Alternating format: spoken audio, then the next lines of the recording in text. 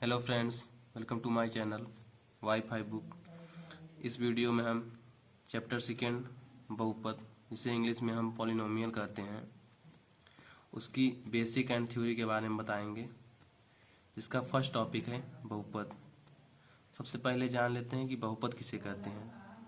ऐसे बीजीय व्यंजक जिसमें चर की घात एक पूर्ण संख्या हो बहुपद कहलाती है। यहाँ जो चर की घात होती है वह एक पूर्ण संख्या होनी चाहिए। सबसे पहले हम जान लेते हैं कि चर संख्या किसे कहते हैं। चर संख्या जिन संख्याओं का मान निश्चित ना हो चर संख्या कहलाती है। जैसे ए बी सी डी के सभी अक्षर। एग्जाम्पल के लिए जैसे 3x² प्लस 2x प्लस 3, यह एक बहुपद है क्योंकि यहाँ पर x क्या है, एक चर संख्या है तथा इसकी जो घात है दो क्या है, एक पूर्ण संख्या है, इसलिए यह एक बहुपद है।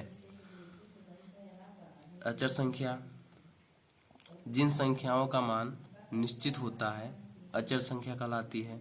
जैसे गिनती वाले अंक एक, हमें पता है कि जो एक है वह एक निश्चित संख्या है, दो है, तीन है। इसी प्रकार से गिनती की जो जितने भी अंक हैं सब एक क्या है, अचर संख्या है। बहुपद के हम कुछ एग्जाम्पल ले लें। जैसे px equal to 3x² minus 6s plus 10। यहाँ देखिए पूर्णांकों पर बहुपद है। यहाँ पर 3 क्या है, एक पूर्ण संख्या है, माइनस 6 क्या है, एक पूर्ण संख्या है, तथा यहाँ पर 10 क्या है, एक पूर्ण संख्या है।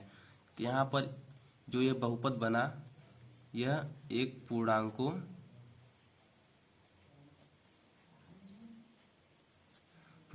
पर बहुपद है।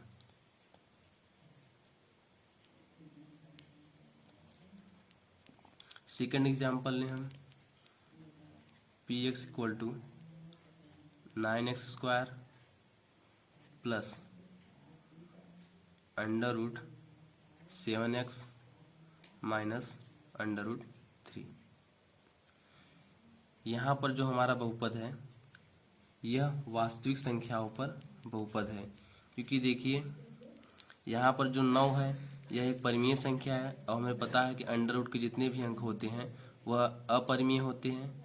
तो यहाँ पर परिमेय तथा अपरिमेय दोनों का सम्मेलन है और हमें पता है कि परिमेय तथा अपरिमेय दोनों का सम्मेलन को हम वास्तविक संख्या कहते हैं। तो जो हमारा ये बहुपद बना वह एक वास्तविक संख्याओं पर बहुपद है। वास्तविक संख्याओं पर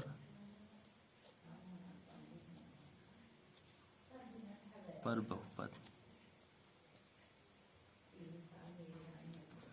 थर्ड, तो px equal to 3/4x² minus 5/4x plus 5। यहाँ पर देखिए 3/4 यह क्या है, यह एक फ्रैक्शन है जो p/q के रूप का है। इसी प्रकार से 5/4 है और 5 जो है इसे हम बटे 1 के रूप में मानते हैं। इसलिए देखिए यहाँ पर जो 3/4 है, 5/4 है और 5 है, यह पूरा एक परिमेय संख्याएं ही हैं। ये भी परिमेय है, ये भी परिमेय है तथा ये भी परिमेय है। इसलिए जो हमारा जो बहुपद बना 3/4x² माइनस 5/4x प्लस 5, यह एक परिमेय संख्याओं पर बहुपद है। परिमेय संख्याओं पर बहुपद। बहुपद के बारे में बस इतना ही। अब हमारा सेकेंड टॉपिक है बहुपद की घात। बहुपद में चर की सबसे बड़ी घात बहुपद की घात कहलाती है। यहाँ पर जो हमारी चर है, चर संख्या हमने बताया कि ABCD के सभी अक्षर A से Z तक वह चर संख्याएं हैं। तो चर पर जो घात बनेगी, सबसे बड़ी घात बहुपद में, वह बहुपद की घात कहलाएगी। इसे एग्जाम्पल लें हम। First example 4x + 5। यहाँ पर देखिए हमारा चर संख्या क्या है, x है, तथा यहाँ पर जो हमारे x पर घात है वह 1 है। यह पूरा हमारा बहुपद है 4x + 5, और इस पूरे बहुपद में हमारा एक चर है और उस चर में सबसे बड़ी घात हमारी 1 है। इसलिए इस बहुपद में सबसे बड़ी घात जो है 1 है। तो एक ही जो हमारा एक जो है यही बहुपद की घात होगी। सेकंड जैसे हम लें कि √4x - 5। यहाँ पर भी देखिए हमारा चर संख्या क्या है, x है। यहाँ पर भी अधिकतम घात जो है 1 है। सेकंड लें y² + 3। यहाँ पर देखिए हमारा जो चर संख्या है वह y है तथा इसकी अधिकतम घात 2 है।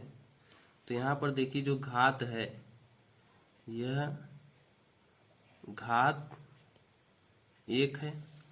कभी कभी पूछ लेता है कि बहुपद में अधिकतम घातों की मान या फिर बहुपद की घात ज्ञात कीजिए। तो हमें सबसे बड़ी वाली घात को देखना है। तो इस पूरे बहुपद में सबसे बड़ी घात जो है 1 है। इसी प्रकार से सेकंड है y² + 3। यहाँ पर बहुपद पर अधिकतम घातों की संख्या 2 है, इसलिए जो बहुपद पर घात होगी वह क्या होगी, 2 होगी। इसका हम एक और एग्जाम्पल ले सकते हैं y/2 + y² + 5। यहाँ पर देखिए y ये भी चर संख्या है, यहाँ पर भी y है, यानी दोनों चर संख्या है। लेकिन यहाँ पर जो y है इस पर अधिकतम घातों की संख्या 1 है, लेकिन इस y में अधिकतम घातों की संख्या 2 है। तो हम सबसे अधिक वाली घात की संख्या देखेंगे। तो यहाँ पर घातों की संख्या क्या होगी, 2 होगी। इसी प्रकार से थर्ड एग्जाम्पल लें 3 + x² - x³। दूसरा एग्जाम्पल लें x³ - 2। इन दोनों बहुपद में हमने देखा कि जो x की सबसे बड़ी घात 3 है, इसलिए बहुपद में सबसे अधिकतम घात क्या हो गई, 3। इसी प्रकार से सेकंड एग्जाम्पल में भी x की जो अधिकतम घात क्या है, 3। तो यह बहुपद का घात जो है 3 होगा। अब यहाँ पर याद रखने वाली बात यह है कि जिस बहुपद में अधिकतम घातों की संख्या 1 है, यहाँ पर देखिए 4x + 5 है, यहाँ पर अधिकतम घातों की संख्या कितनी है, 1 है। तो ऐसे बहुपद को हम रैखिक बहुपद कहते हैं, रैखिक बहुपद। जिन बहुपद में अधिकतम घातों की संख्या 1 होती है हम उसे रैखिक बहुपद कहते हैं। इसी प्रकार से सेकंड देखिए, यहाँ पर अधिकतम घातों की संख्या क्या है, 2 है। तो जिन बहुपद में अधिकतम घातों की संख्या 2 है उस बहुपद को हम द्विघात बहुपद कहते हैं, द्विघात बहुपद। इसी प्रकार से थर्ड है कि अधिकतम घातों की संख्या को हम देखते हैं। तो इस बहुपद में अधिकतम घातों की संख्या कितनी है, 3 है। तो इन बहुपदों को हम त्रिघात बहुपद कहेंगे, त्रिघात बहुपद।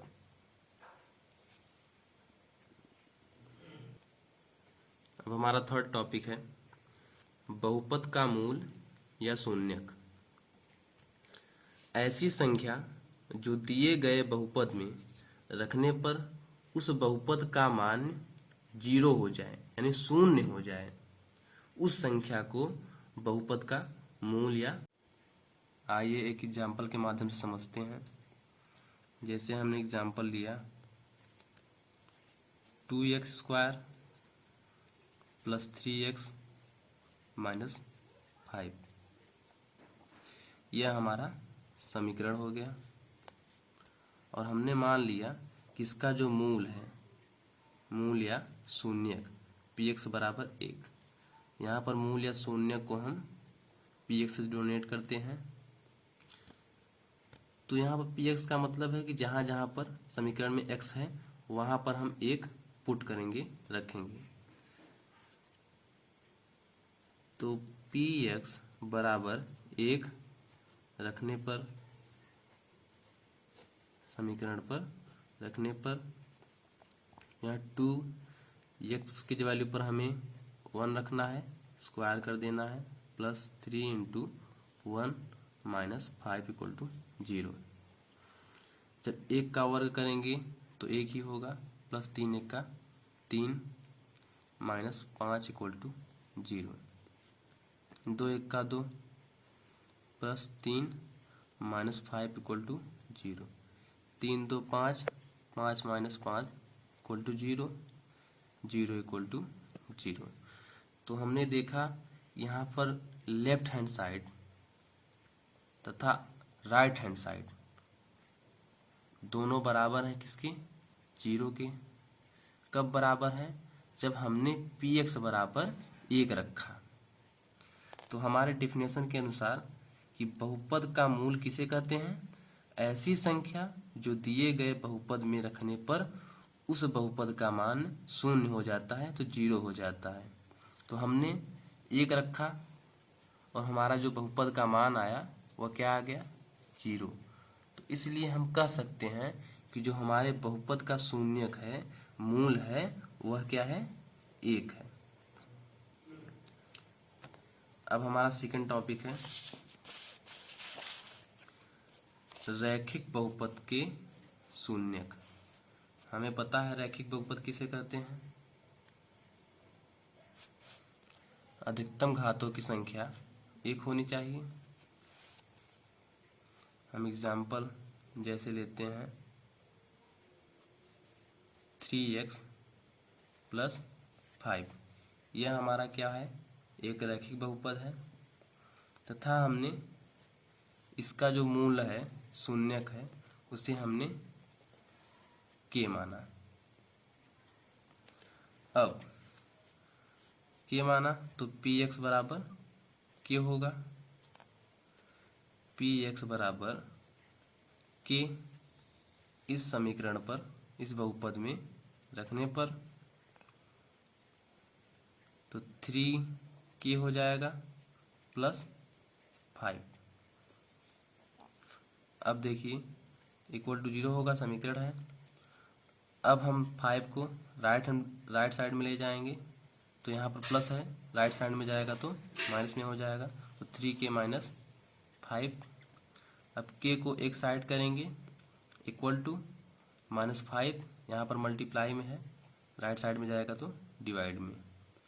तो हमने देखा कि जो हमारा मूल है, मूल हमारा,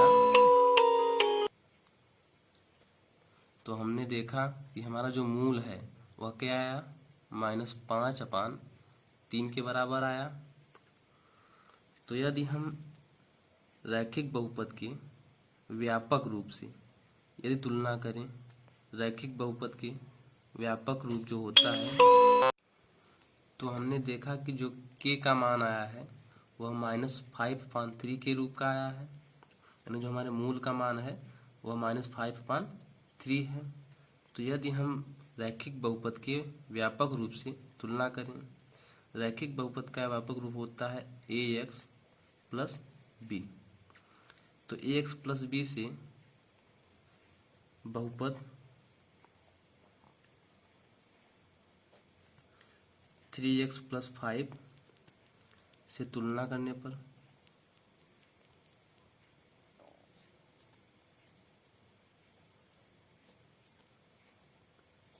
हमने तुलना किया तो यहाँ पर a क्या है? a x की गुणांक है, तो यहाँ पर x की गुणांक क्या है? 3 है, तो a बराबर 3 हो गया। इसी प्रकार से b अचर पद, यहाँ पर अचर पद क्या है? 5 है, तो b बराबर 5। तो हमने देखा कि जो हमारा मूल है वह हमारा जो मूल है वह किसके बराबर आया, b/a, यानी b/a, जिसके पहले क्या है माइनस। तो हमने देखा कि हमारा जो मूल है वह -b/a के रूप का आया है।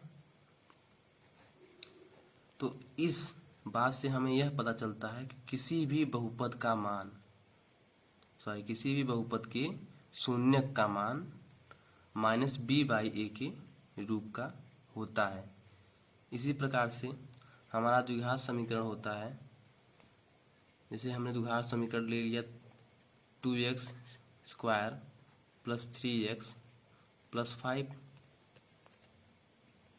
तो यहाँ पर बात याद रखने वाली यह है, यदि द्विघात समीकरण है तो इसके अधिकतम मूलों की संख्या 2 होगी। यदि द्विघात समीकरण है तो इसके अधिकतम मूलों की संख्या कितनी होगी, शून्यकों की संख्या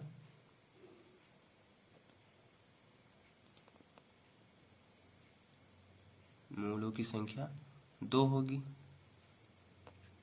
यहाँ पर एक मूल था, हमने k मान लिया। यहाँ पर 2 मूल है तो हम क्या मानेंगे, एक मूल को हम अल्फा मान लेंगे। एक मूल को हम क्या मानेंगे, अल्फा, तथा दूसरे मूल को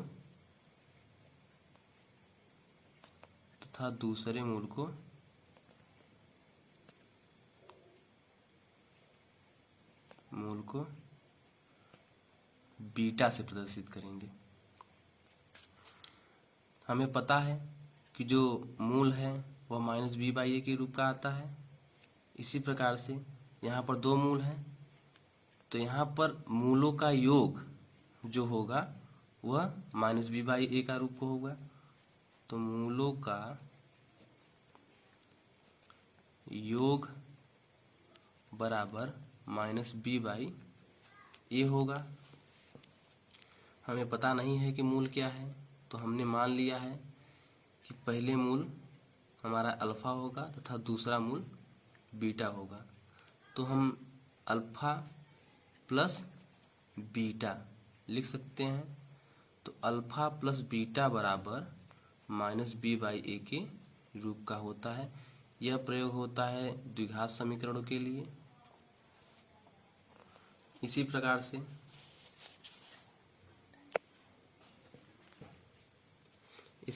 से त्रिघात बहुपदों में होता है। यह वीडियो ज़्यादा बड़ी न हो, इसलिए इस वीडियो को यहीं पर समाप्त कर देंगे और अगली वीडियो में हम त्रिघात बहुपद के मूलों के संबंधों में बताएंगे। इस वीडियो को आप लाइक करें, सब्सक्राइब करें, अगर अच्छी लगी तो शेयर करें तथा हमें कमेंट में बताएं कि वीडियो कैसी बनी है। Thank you.